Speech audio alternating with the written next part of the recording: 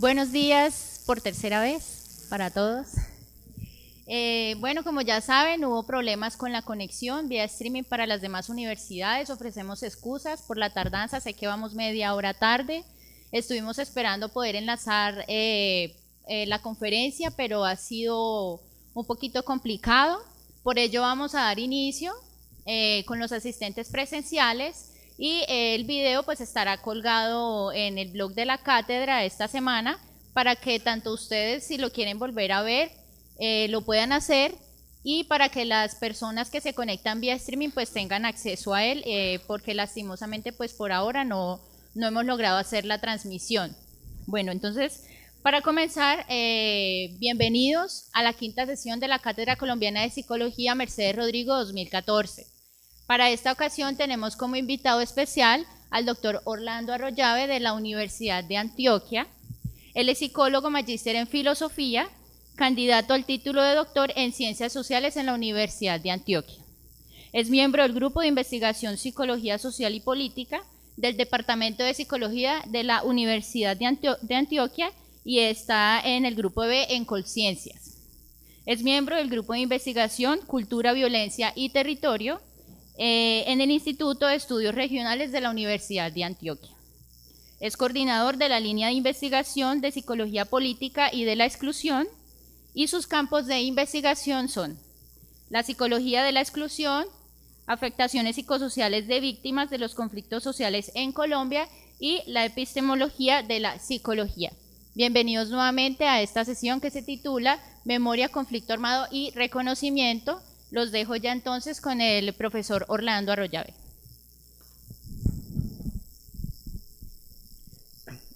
Bien, buenos días. Gracias por esta invitación. Pienso que estar acá con ustedes es un honor. Pienso que esta cátedra, Mercedes Rodrigo, cada vez tiene más fuerza en nuestro medio y que nos permite, no solamente a los psicólogos, sino también a muchos profesionales de las ciencias sociales y humanas, compartir con estudiantes y profesores una serie de temáticas que pienso que interesan a todos los investigadores, a todos los profesionales en Colombia. Bueno, entonces voy a hablar un poco primero de mis investigaciones. Pienso que eso puede orientar un poco lo que voy a trabajar hoy. Es una parte de los trabajos que he hecho aquí, enmarco sobre todo los trabajos que he hecho en torno al tema de hoy. He hecho otras investigaciones mucho más epistemológicas, pero bien, esta primera investigación voy a hacer un resumen sucinto de cada una para luego desembocar en los dos temas que nos interesan, que es memoria y reconocimiento, y cómo esos dos asuntos confluyen en el tema del conflicto armado en Colombia. Entonces, como ven, la mayoría de los temas tienen que ver con población que yo llamaría marginal, población excluida socialmente, que eso es lo que me ha interesado. En la primera investigación, esta se realizó entre el 2002 y el 2004, violencia, sujeto y lazo social, que se hizo un trabajo con niños en barrios populares en Medellín que habían sido afectados por algún problema de violencia, llámese desplazamiento forzado, llámese violencia intrafamiliar, etcétera. Se hizo un trabajo en contraste con otra universidad, en la Universidad de Toulouse en Francia. Entonces se hizo un trabajo comparativo cómo la violencia, porque ahí también hay otras formas de violencia, por ejemplo está la discriminación social en población de inmigrantes, cómo eso afecta a los niños. Entonces, bueno, en este momento estamos haciendo un trabajo que se llama la cohesión social en el proceso de retorno y reubicación de población en situación de desplazamiento forzado por el conflicto armado en Colombia. El trabajo que estamos haciendo es muy peculiar porque, como ustedes saben, en Colombia, a raíz pues del número de desplazamientos que ha acontecido en las últimas décadas, posiblemente más o menos 5 millones de desplazados tiene Colombia, el gobierno nacional tiene como una de sus políticas programas de retorno o reubicación. Entonces lo que estamos haciendo es examinar en Antioquia, en 2 poblaciones, en el occidente, en un municipio del occidente antioqueño, en Dabeiba, y otro en el oriente antioqueño, Nariño, trabajar con 2 poblaciones que son de familias. El programa consiste un poco en ubicar en una finca más o menos 20 familias, y allí se hace una serie de trabajos comunitarios para ver cómo pueden reorganizar su vida. Entonces lo que nosotros estamos trabajando allí es el fenómeno de la cohesión social. ¿Cómo es posible hacer cohesión social cuando lo que uno ve de los desplazados es que han tenido procesos de desarraigo? Entonces, ¿cómo volver a tejer ese lazo social que se encuentra fracturado? Entonces, estamos trabajando con 2 poblaciones, haciendo un trabajo con grupos focales, bueno, distintas técnicas. Bueno, este otro trabajo también lo estamos realizando en este momento, que se llama el mal moral y el perdón como una posible respuesta ante el daño moral.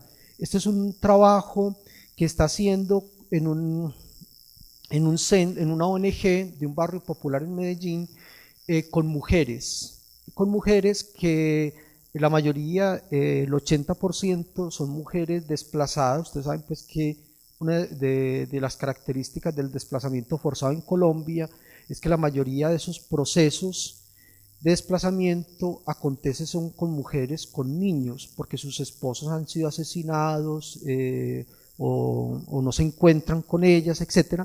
Entonces estamos haciendo en este trabajo una pesquisa sobre esa noción de perdón y reconciliación. Ahí vamos a ver qué resulta. Este es un trabajo que se ha propuesto con la Universidad de Brest. Estamos pensando trabajar, ahora estamos solamente en la fase exploratoria, es decir, estamos en lo que llamaríamos el estado del arte, tanto en Francia como en Colombia, sobre el problema de la homofobia. Y estamos por el momento haciendo los convenios, un poco, pues en español es Fábrica de los Cuerpos Sexuados y Representaciones de Homofobia entre la Visibilidad y la Invisibilidad. Pero básicamente lo que nos interesa es la homofobia. Y por último, este trabajo que ya concluimos, también con mujeres, transformación en las relaciones de poder en 4 mujeres del Valle de la Aburrá, participantes en procesos de empoderamiento.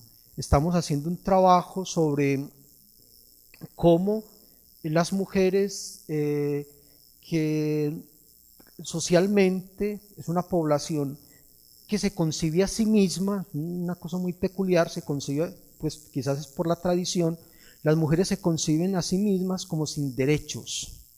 Entonces estamos trabajando, bueno, ya terminamos este trabajo, examinando un poco cómo cuando las mujeres participan de procesos de empoderamiento, ellas empiezan a transformar sus relaciones de poder, no solo con su familia, con su pareja, con la comunidad, sino también con ellas mismas. Bueno, y por último, no está acá, mi trabajo doctoral es una investigación sobre las masacres en Colombia entre 1980 y el 2010. Un poco lo que yo les voy a trabajar hoy es el asunto de la memoria y el reconocimiento, básicamente en conflicto armado. Entonces tiene que ver un poco con este trabajo que estoy haciendo en términos doctorales. Bueno, estos son los puntos que voy a trabajar hoy. La idea es un poco hacer una exposición más que leer de estos asuntos que me interesan. Haré pues algunas lecturas muy pequeñas, pero la idea es hacer una presentación. Primero vamos a mirar un poco el retorno de la subjetividad a las investigaciones sociales porque era un concepto, ahorita hablaremos un poco de eso, pero es un concepto que ha sido abandonado porque hubo una especie de tradición, y era que ese concepto de subjetividad solo lo trabajaban los psicoanalistas, los filósofos, y hoy vamos a ver que no se trata de eso. Luego vamos a mirar qué es el reconocimiento y vamos a mirar las esferas del reconocimiento. Van a ver que a pesar de que es una teoría filosófica, es de muy gran utilidad, es de mucha utilidad para las investigaciones sociales, porque mezclan, este autor que vamos a mencionar, ahorita aparecerá el nombre, Axel Honneth, que es un filósofo alemán, utiliza tanto las teorías de la psicología social de Georg Mead como las teorías de las relaciones objetales de Winnicott, y cómo trata de mezclar esos asuntos. Van a ver por qué es tan importante en el reconocimiento. Entonces vamos a ver esas tres esferas del reconocimiento. Luego vamos a mirar la memoria política, porque en la memoria política se disputan los reconocimientos, o sea, porque es tan importante y la gente considera que la memoria es un asunto donde se dirimen asuntos de identidad y subjetividad. Y luego vamos a hacer un énfasis sobre cómo en Colombia hay una disputa por la memoria a través del lugar de las subjetividades. Es muy importante, lo vamos a mirar por qué, porque una de las características de las guerras es que generan nuevas subjetividades. Ahorita miraremos por qué hablamos de eso, que puede sonar muy misterioso, pero van a ver por qué lo hablamos. Y finalmente voy a hacer unos apuntes que tratan de redondear un poco todo lo que queremos pues expresar hoy en tan poco tiempo, todos estos asuntos tan complejos. Tradicionalmente, cuando trabajamos la memoria, en la epistemología tradicional, o sea, porque la epistemología puede ser entendida como la disciplina o el campo de reflexión que se ocupa de pensar los fundamentos racionales, científicos de un saber, de una disciplina, etc. Es decir, cuando uno empieza a pensar qué es el objeto de la psicología, cuáles son las técnicas de la psicología, etcétera, ya está en el campo de la epistemología. Entonces denominamos que la epistemología es simplemente la disciplina del pensamiento que se ocupa de pensar los fundamentos racionales, científicos o filosóficos de un saber, de una disciplina, de una ciencia. Casi siempre, ahora la epistemología ya no la hacen los filósofos, sino que la hacen los mismos profesionales o los mismos científicos de las disciplinas. O sea, cuando nosotros empezamos a pensar, bueno, ¿cuál es el objeto de la psicología? Ya estamos en el ámbito de la epistemología, para que no lo miremos a veces como una cosa muy extraña a nuestro saber hacer. Y tradicionalmente se ha pensado que la psicología se mueve como en dos campos epistémicos. Uno, en el campo explicativo, o si se quiere, positivista o neopositivista de la ciencia. Entonces, cuando trabajamos el asunto, por ejemplo, de la memoria, trabajamos el asunto de las bases neuropsicológicas, de las bases químicas de la memoria. Un filósofo cognitivo en 1978, que se llama Ulrich Neisser, él se lamentaba un poco de que la psicología trabajase la memoria solo en laboratorio y propuso que por qué no sacábamos el trabajo de la memoria del laboratorio y lo poníamos en la calle. Y surgió a partir de este comentario nuevas investigaciones, que es el flashbulb, que en el flashbulb es una forma de trabajar la memoria social, y hay investigaciones al respecto, y es que le preguntan a la gente, bueno, ¿usted qué estaba haciendo cuando hay un evento importante, nacional, regional? ¿Usted qué estaba haciendo, por ejemplo, el 11 de septiembre? Entonces la gente dice, no, es que yo me enteré de la noticia, o yo era muy pequeñito, no me acuerdo. Pero lo que hace estas investigaciones del flashbulb es mostrar de que ahí no solo existe la memoria como un proceso individual, sino que la memoria es un asunto colectivo, donde es posible encontrar conexiones tanto subjetivas como colectivas, es decir, una intersubjetividad en el campo de la memoria. Entonces, ¿cómo se saca la memoria de los laboratorios? Y se han diseñado investigaciones muy importantes al respecto.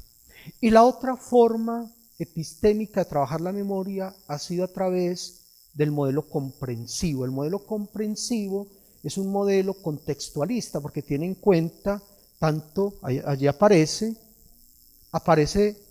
en la memoria colectiva, aparece elementos contextuales, puede ser lo cultural, lo histórico, lo subjetivo, y también elementos ético-políticos, porque vamos a mirar que cuando hablamos de memoria política, en el campo, o en las esferas del conflicto armado, toda memoria colectiva implica una memoria ético-política. Entonces, resumiendo, ha habido dos formas de pensar la memoria. Por un lado, un modelo explicativo, neopositivista, también muy importante, no se excluye, o neopositivista, y un modelo comprensivo, contextualista, histórico, cultural, subjetivo.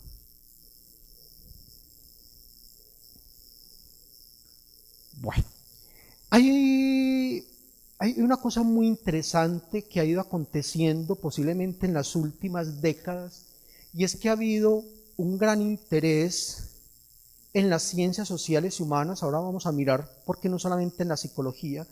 Ha habido un interés por un retorno del concepto de subjetividad, porque el concepto de subjetividad, como decíamos ahora, o se veía muy filosófico o se veía muy psicoanalítico. Y resulta que la subjetividad va a aparecer como un elemento fundamental para hacer las investigaciones. Cuando nosotros hacemos, como miramos ahora, cuando trabajamos el empoderamiento de mujeres, nosotros nos tenemos que tener en cuenta son las subjetividades. Pero hay una cosa muy interesante en la actualidad sobre las subjetividades, es que la subjetividad siempre hace referencia a lo social. Tradicionalmente, cuando se pensaba en términos psicoanalíticos, se pensaba en términos muy intrapsíquicos, o sea, como que el campo de batalla de las subjetividades se daba entre el ello, el superyo, el yo, y a pesar de que el yo tenía un contacto con el mundo exterior, buscando el principio de realidad, etc., parecía que se viera solo desde un individuo hacia afuera. Pero resulta que la subjetividad siempre involucra aspectos sociales. La subjetividad es básicamente o configurada por aspectos sociales. Entonces aquí hay una definición de dos investigadores colombianos, Martínez y Cubides, que definen la subjetividad como el universo intrínseco del sujeto. Habla de una interioridad, de su producción social y su producción política, como voluntad de intencionalidad de un sentido particular de la existencia individual y colectiva.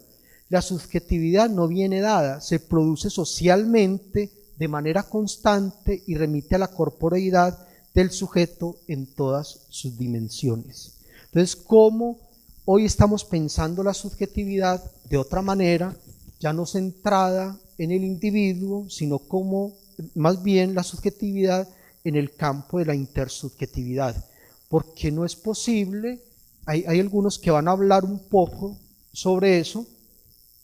Bueno, mira, aquí también hay otra definición de Guattari, desde otra tradición filosófica de pensamiento, y mire, la subjetividad está en circulación en los conjuntos sociales de diferentes tamaños. Ella es esencialmente social y asumida y vivida por individuos en sus existencias particulares. Entonces miren cómo la subjetividad es pensada ahorita vamos a mirar por qué, en términos muy sociales.